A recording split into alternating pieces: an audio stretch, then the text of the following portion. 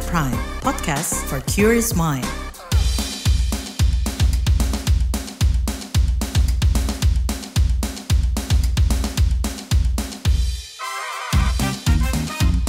What's Trending KBR Pagi, siaran pagi radio paling update. Hai semua, ketemu lagi di What's Trending bareng Lea Baneza. Lea mau bahas soal Nyepi beriringan Ramadan, momentum saling menghormati. Hari suci Nyepi Tahun Baru Caka 1946 dan Ramadan 1445 Hijriah beriringan. Sebelumnya Lea mewakili rekan yang bertugas mengucapkan selamat Hari Raya Nyepi Tahun Baru Saka 1946 dan selamat menjalankan puasa. Nggak cuma tim KBR nih yang mengucapkan, tapi Menteri Agama Yakut Khalil Qaumas juga mengucapkan hal serupa. Nah, Yakut juga menyoroti nih Nyepi dan Ramadan yang beriringan. Kata Yakut, umat Hindu menyambut Nyepi dengan Tawur Agung Kesanga dan Pawai Ogoh-Ogoh. Umat Islam menyambut bulan puasa dengan Tarhib Ramadan dan Qiyamul Lail. Menurut Yakut, momen Ramadan dan Nyepi yang beriringan bisa jadi momentum bagi umat Hindu dan Islam untuk melakukan introspeksi. Nah, kalau umat Hindu melakukan catur berata penyepian, yaitu amati geni, tidak menyalakan api, amati karya, tidak bekerja, amati lelungan, tidak berpergian, dan amati lelangguan, tidak menikmati hiburan atau bersenang-senang. Sementara umat Muslim selama Ramadan menjalani ibadah puasa. Dan yang gak kalah penting, Yakut berpesan kepada warga plus 62 untuk menghormati perbedaan ekspresi keagamaan. Lantaran selama Nyepi, umat Hindu merayakan dengan keheningan dan umat Muslim merayakan Ramadan dengan ekspresi syiar atau keramaian. Nah, kita mau bahas gimana sih Ramadan dan Nyepi yang beriringan ini jadi momen saling toleransi. Tapi setelah komen netizen berikut.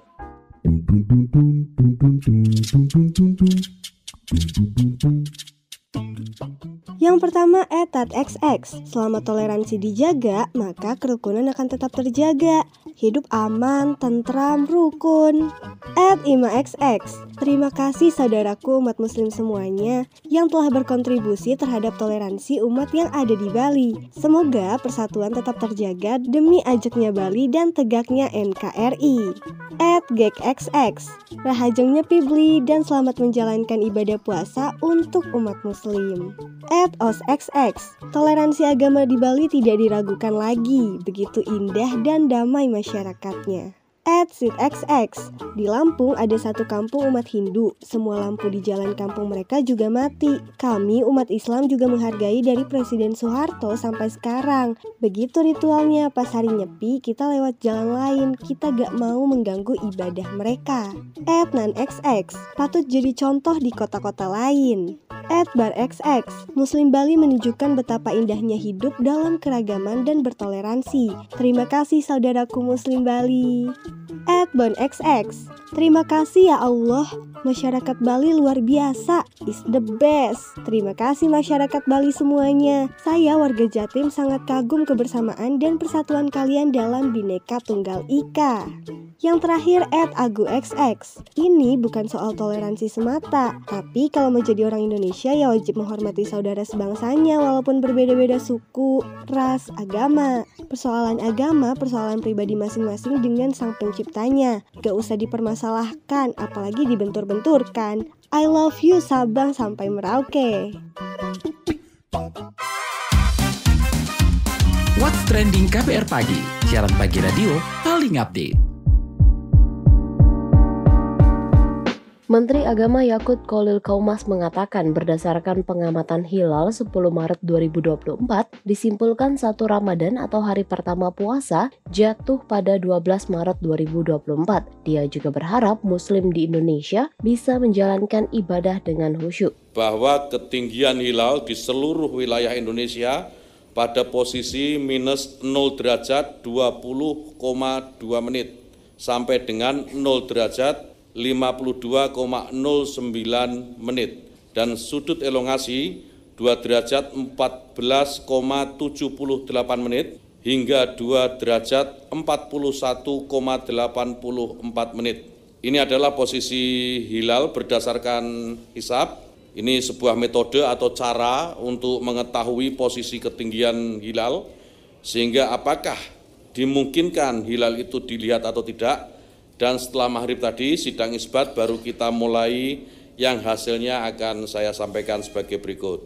Kementerian Agama dalam menetapkan awal bulan Komariah, khususnya bulan Ramadan, Syawal, dan Dzulhijjah, menggunakan mekanisme sidang isbat untuk bermusyawarah dengan para pakar falak, pakar astronomi, wakil rakyat, Majelis Ulama Indonesia, dan perwakilan ormas-ormas Islam di seluruh Indonesia.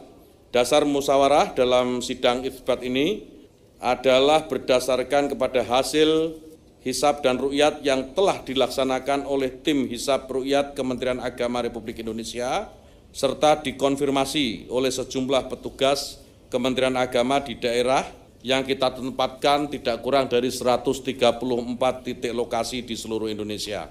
Dan Indonesia bersama dengan negara-negara ASEAN yang masuk dalam anggota MABIMS, yaitu Menteri Agama Brunei Darussalam, Indonesia, Malaysia, dan Singapura, pada tahun 2021 yang lalu telah bersepakat bahwa kriteria visibilitas hilal atau yang dikenal dengan imkanur ru'yat, yaitu tinggi hilal 3 derajat dan sudut elongasi 6,4 derajat.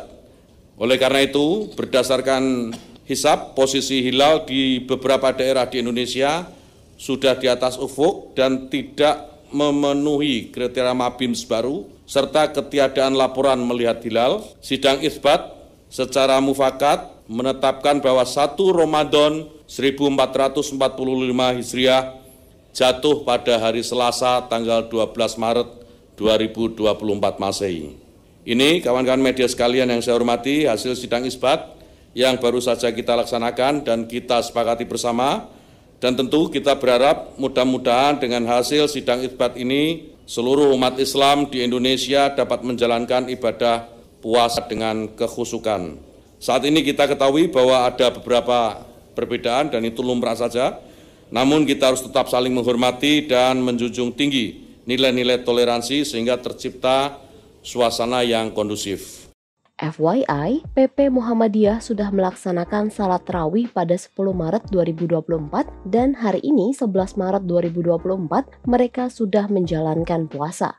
Sementara itu, apa makna perayaan Nyepi yang dirayakan seluruh umat Hindu? Yuk simak penjelasan Dharma Duta Kabupaten Banyuwangi, Dewi Mayang Anggraini. Hari Raya Nyepi atau Tahun Baru Saka ini adalah hari yang dinanti-nantikan sebagai pergantian tahun. Umat Hindu melaksanakan pergantian tahun untuk menyambut datangnya Tahun Baru Saka, untuk menyambut tahun berikutnya. Umat Hindu tidak melaksanakan foya-foya, melainkan menyongsongnya dengan melaksanakan mulat sarira. Sebelum mengawali Nyepi, biasanya umat Hindu selalu taat dan patuh terhadap rangkaian Nyepi yang salah satunya adalah melasti. Melasti biasanya secara umum dilaksanakan di pantai atau di sumber air, itu bagi suatu wilayah yang dekat dengan laut ataupun sungai besar. Sehingga sesuai namanya, melasti itu adalah menyucikan buana agung, yaitu dengan melaksanakan pembersihan buana agung. Melasti dalam bahasa Jawa bisa disebut murwakala. Ternyata murwakala bukanlah hal yang harus menggunakan biaya besar, melainkan secara agama kita, secara kitab suci Weda kita, mengajarkan penyucian untuk alam semesta. Itu ternyata 1 tahun sekali wajib kita laksanakan dan tidak perlu biaya yang sangat besar. Di sini kami ingin menegaskan bahwa Hari Raya Nyepi, rangkaian melasti, itu dilaksanakan dengan melarung saji di laut atau di tengah samudra, selayaknya yang dilaksanakan pada waktu Tirta Amerta Kamandalu pada tahun-tahun yang telah terdahulu. Turun-temurun seperti sekarang ini, umat Hindu senantiasa melaksanakan melasti di laut. Tujuannya untuk apa? Yaitu menyucikan buana agung. Jadi, salah satunya biasanya dilaksanakan dengan pada waktu larung saji. Pada waktu larung saji, umat Hindu juga melarung salah satu anggota Ibu Pertiwi. Misal, kita memiliki tanah pekarangan, kita memiliki tanah persawahan, kita memiliki tanah pertokoan. Sengaja atau tidak, pasti pernah digunakan untuk meludah, untuk buang air, untuk pernah berkata kasar secara sadar atau tidak. Sehingga dikatakan alam semesta itu dalam keadaan kotor atau terkontaminasi hawa-hawa sarwa buta. Sehingga harus dibersihkan ketika mau diajak untuk melaksanakan tata brata penyepian. Sehingga umat Hindu mengambil bagian tanah dengan mengaturkan Om Namah Shivaya. Ditaruhlah perwakilan pertiwi di tanah pekarangan kita atau di tanah persawahan kita. Kemudian dilipat dalam sebuah kain bersih atau tisu. Pada waktu pelarungan sesaji, pada waktu upacara melasti, kita berdoa kepada Sang Maha Baruna sebagai tempat untuk menerima dan menampung segala kekurangan dan kekotoran alam. Dengan mengaturkan puja, Om Nagendra Krura Murtinam, Gajendra Matsyawaktranam, Baruna Dewa Masyariram, Sarva Jagat Sudat Makam. Newsfeed. Tradisi buka bersama tidak hanya ada di Indonesia, tapi juga negara-negara lain seperti Arab Saudi. Terkait buka bersama ini, pemerintah Arab Saudi baru mengeluarkan aturan baru, yaitu memperbolehkan jamaah berbuka puasa di lingkungan Masjidil Haram dengan merilis portal perizinan elektronik. Portal ini dibuat untuk mempermudah jamaah yang hendak mengurus perizinan buka bersama di kawasan Masjidil Haram selama Ramadan.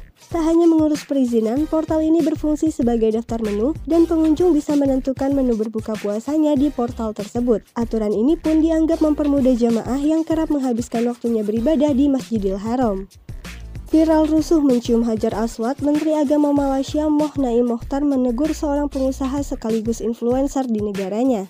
Naim berpesan kepada seluruh influencer untuk memastikan pengaruhnya demi kebaikan dan menyadari batasan-batasan tertentu, khususnya di konteks tempat suci atau peribadahan. Naim juga mengingatkan media sosial mesti menegakkan kebenaran dan tidak sekedar mencari popularitas. Dia meminta influencer di negaranya menghindari pencemaran nama baik dan pengaruh negatif. Perdana Menteri Singapura Lee Hsien Loong mengaku dirinya melobi penyanyi asal Amerika Serikat Taylor Swift untuk menyelenggarakan konser The Eras Tour selama 6 hari di negaranya. Ini diungkap PM Singapura selama konferensi tingkat tinggi KTT ASEAN Australia di Melbourne. PM Singapura mengatakan dirinya memberikan dana subsidi kepada Taylor dan timnya. Subsidi diberikan demi menjadikan Singapura sebagai satu-satunya pemberhentian Taylor di Asia Tenggara. Melansir Reuters, sebelum konser The Eras Tour terjadi di negeri singa itu, ada negosiasi antara pemerintah Singapura dan Taylor Swift. Di sisi lain, Lee Hsien Loong mengatakan dirinya tidak menyangka akan ada lonjakan turis sedemikian besar dan dirinya tidak bermaksud jadi negara yang kurang bersahabat dengan negara Asia tetangga lainnya.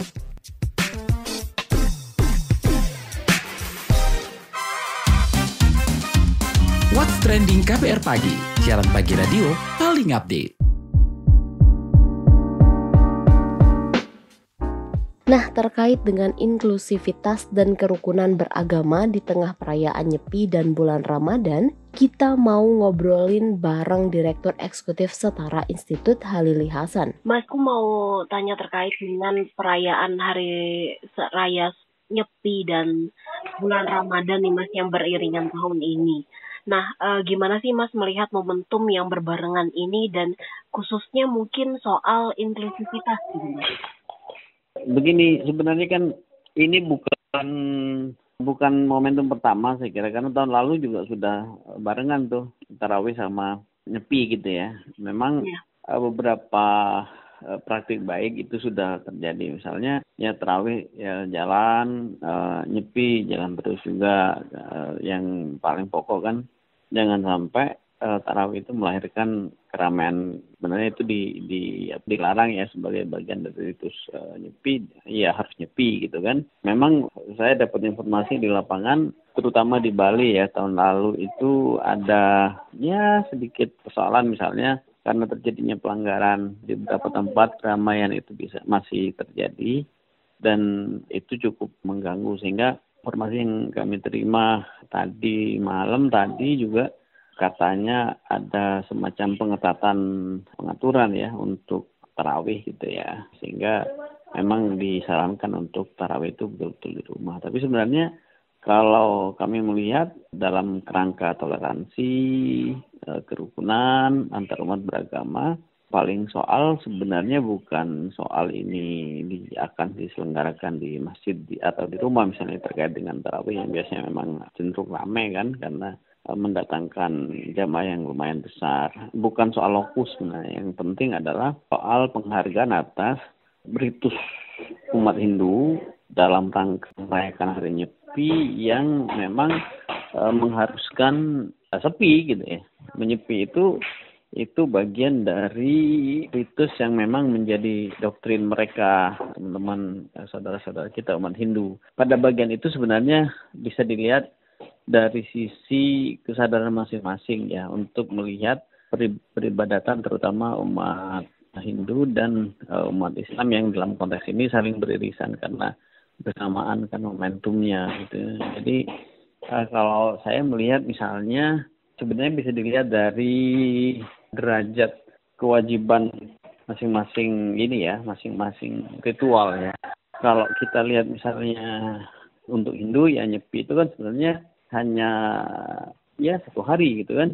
Meskipun tarawih itu datangnya hanya setahun sekali, tapi kan bukan hanya 1 malam, tapi juga ada kesempatan gitu ya untuk sebulan penuh selama Ramadan melakukan tarawih itu. Dan tarawih itu dalam doktrin Islam kan sunnah sebenarnya. Maka dalam konteks itu saya melihat tidak terlalu sulit sebenarnya bagi umat Islam untuk dalam tanda petik berkorban atau mengurangi diri ya dari keramaian dalam rangka menghormati ritual teman-teman umat Hindu baik di Bali maupun di luar Bali dalam kerangka memanfaatkan momentum bersamaan ini sebagai ekspresi dari toleransi dan kerukunan antar umat beragama. Begitu Mbak Lia. Mas, tapi kalau misalnya kita ngomongin Ramadan gitu ya, kalau terkait dengan kerukunan beragama sendiri, biasanya kalau di Ramadan ini masyarakat makin toleran nggak sih Mas? Nah, itu sebenarnya kan ada 2 situasi yang relatif sama ya. Pertama, kalau kita bicara Ramadan, artinya dia berkaitan dengan ritus tahunan umat Islam yang notabene adalah mayoritas di Republik ini. Tapi kalau kita bicara dalam konteks yang lebih spesifik Bali misalnya, Bali itu ya mayoritasnya Hindu dan Nyepi itu bagian dari yang pasti akan mendapatkan concern besar dari umat Hindu yang merupakan mayoritas itu. Jadi pada bagian itu memang ada 2 konteks yang relatif sama ya untuk Ramadan dalam konteks Indonesia secara umum di mana Muslim adalah mayoritas dan dalam konteks Bali secara spesifik ya yang berkenaan dengan Hindu ya yang sedang merayakan Nyepi. Jadi itu agak mirip. Tapi kalau soal kita adalah soal terjadinya pelanggaran memang kalau kita cek misalnya di dalam pengalaman kita merayakan Ramadan itu ya seperti yang tadi ditanya oleh Mbak Lia soal bagaimana Ramadan itu jadi momentum untuk ekspresi toleransi gitu. Kalau kita lihat pengalaman selama ini yang justru menampakkan wajah intoleransi itu adalah pemerintah daerah gitu. Misalnya dengan mengeluarkan regulasi atau semacam surat edaran begitu dan regulasi lain yang mirip dengan itu untuk misalnya buka tutupnya warung gitu kan. Itu satu soal ya. Sehingga pemerintah dalam konteks ini sebenarnya punya peran yang relatif bisa kita katakan berkontribusi bagi terjadinya beberapa intoleransi gitu. Tapi kalau kita lihat secara lebih dalam lagi sebenarnya surat edaran dan semacamnya gitu ya untuk misalnya membatasi bukanya warung di siang hari itu barangkali dipengaruhi oleh 2 hal ya. Pertama, populisme di kalangan aparatur negara terutama pemerintah daerah gitu ya, sehingga mereka cenderung bersikap populis melihat pandangan warga yang mayoritas. Kedua, ada kecenderungan favoritisme. Mereka mengistimewakan mayoritas atau satu kelompok warga di atas yang lain. Oke, Mas, tapi kalau secara general gitu ya Mas ya, PR terkait dengan kerukunan dan keberagaman beragama di Indonesia ini apa aja sih Mas? Sebenarnya kalau kita lihat secara lebih komprehensif ya apa yang berlangsung di Republik ini berkenaan dengan pembangunan toleransi, pemajuan toleransi gitu ya. Sebenarnya ada dua hal ya. Yang pertama soal-soal di level masyarakat yang itu sebenarnya juga membutuhkan peran dari tokoh masyarakat, tapi juga ada butuh peran dari pemerintah. Tapi yang lain yang juga problematik adalah di level negara. Tadi saya sudah katakan, saya berikan ilustrasi bagaimana pemerintah bertindak populis, bertindak favoritis yang kemudian itu cenderung mengarah kepada intoleransi. Itu persoalan. Tetapi lebih dari itu semua kan sebenarnya kalau kita melihat bagaimana masyarakat itu berinteraksi satu sama lain, ada 4 soal yang sering kita lihat ya di tengah-tengah masyarakat itu. Pertama soal rendahnya literasi antaragama di antara masyarakat, sehingga ketika pengetahuan mereka tidak cukup baik, mereka gampang dipantik oleh sesuatu yang kemudian membawa-bawa isu agama, padahal tidak semua isu pada dasarnya agama gitu ya. Yang lain adalah segregasi. Ya memang untuk selalu mempertemukan, membuka ruang perjumpaan ya antara yang berbeda, itu selalu kita butuhkan dalam konteks Indonesiaan ini. Maka ketika tahun ini ada kembali ya bersamaan antara datangnya Ramadan dengan Nyepi ya, itu sebenarnya momentum untuk kita semakin memperbanyak ruang-ruang perjumpaan agar perbedaan di antara kita itu bisa kita kurangi. Yang lain yang juga penting untuk kita lihat adalah bagaimana kita berhadapan dengan fenomena semakin konservatifnya masyarakat kita gitu ya. Yang lain adalah yang juga tidak kalah penting adalah penegakan hukum ya. Penegakan hukum itu ada di tingkat pemerintah pada dasarnya. Tapi impact dari ketiadaan penegakan hukum itu pasti masyarakat. Doktrin penegakan hukum itu kan sederhana. Kalau hukum tidak ditegakkan pasti itu akan mengundang kejahatan yang lebih besar yang bisa dilakukan oleh masyarakat. Sehingga masyarakat yang pada kecenderungannya itu mereka memiliki apa yang sering disebut sebagai kapasitas koersif ya, kapasitas untuk melakukan tindakan koersif yang itu sebenarnya hanya bisa dilakukan oleh negara, tapi warga juga melakukan itu. Mas, terakhir terkait dengan perayaan Nyepi dan Ramadan ini, nilai-nilai atau makna apa sih Mas yang harusnya diterapkan di masyarakat untuk menjaga kerukunan beragama itu? Saya kira kita mesti berikan catatan agak tebal di sini bahwa sebenarnya bukan hanya nilai-nilai di tengah-tengah masyarakat yang harus terus dibangun, tetapi juga kita mesti mengoptimalkan peran-peran pemerintah. Kalau kita bicara soal masyarakat, ya masyarakat dengan sendirinya mereka akan berinteraksi dalam situasi yang tidak boleh tidak gitu ya. Ketika momentum itu tidak terjadi, ya mereka pasti akan terpisah ya perayaannya. Misalnya ya, dalam konteks sekarang Nyepi sendiri, Ramadan sendiri gitu ya. Tapi ketika ada situasi di mana tidak boleh tidak, mereka harus merayakan pada momentum yang sama atau sangat berdekatan gitu ya.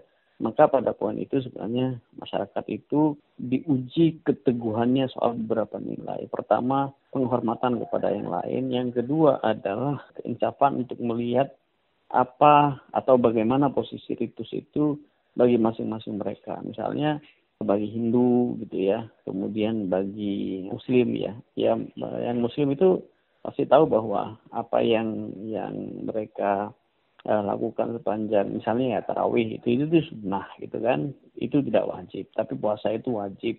Yang gitu-gitu itu pada akhirnya membutuhkan keinsafan masing-masing. Maka nilai menghormati orang lain itu juga harus berkenaan dengan nilai untuk berkorban terhadap atau untuk yang lain. Itu bisa dimulai dari keinsafan untuk mengenali diri, mengenali ajaran agama yang masing-masing tekuni, percayai, yakini gitu ya. Wah, penting untuk kita terus tumbuhkan, untuk terus semakin kita kuatkan, terutama di dalam momentum di mana Nyepi dan Ramadan itu datang bersama. Kira-kira begitu Mbak Lea.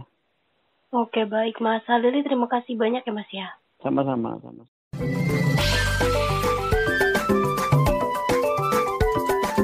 WhatsApp Indonesia.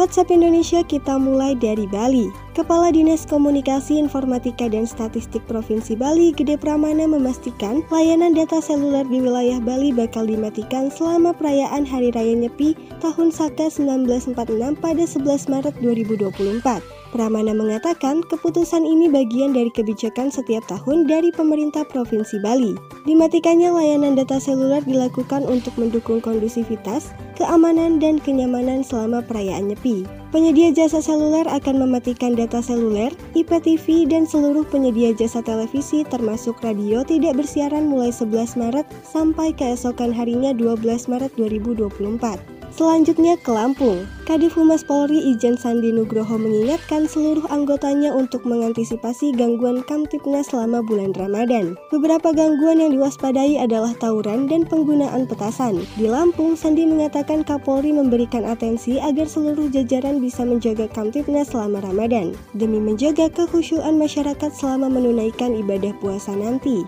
Kepada masyarakat, Sandi meminta warga plus 62 merayakan Ramadan penuh sukacita. Dia mengingatkan Ramadan merupakan bulan suci dan kita semua harus saling menghormati. Terakhir mampir Tangerang.